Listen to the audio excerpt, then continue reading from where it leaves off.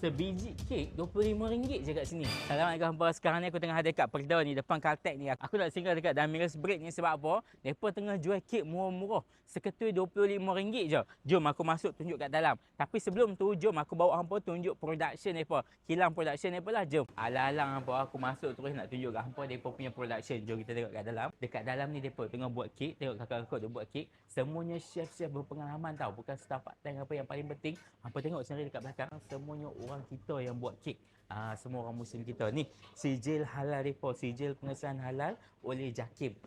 So jangan ragu-ragu dengan kek daripada Damiris Break ni. Untuk yang kek murmur yang bawah sebiji RM25 je. Depa ada sampai 9 flavor. Tengok kakak-kakak kita duk buat dekat belakang. Ni setiap satu flavor ni pula ada 3 design. So banyak pilihan hampa boleh pilih. So kek yang aku tunjuk kat hampa tadi, hampa boleh dapat dekat sini lah. Yang ni cawangan depa yang dekat Perda tau. Hampa nampak ni kek murmur depa, ada banyak design dekat sini hampa boleh pilih. Satu ni RM25 je weh. Boleh simpan dalam peti ais, tetamu mai tinggal potong je. Lepas tu hampa, depa ada juga kek yang 72 slice ni. Yang ni kalau hampa nak buat jamuan ke, open house ke kan, beli besar segedebuk macam ni sampai 72 slice. So guys, lepas ni kalau hampa nak cari kek, hampa mai je dekat Damiris Break. Tak payah ragu-ragu sebab apa? Depa 100% milik orang kita dan orang kita yang buat kek depa ni. Cawangan depa hampa boleh tengok yang aku tulis ni, depa ada banyak cawangan. Hampa boleh pilih mana-mana yang terdekat. Kek murmur RM25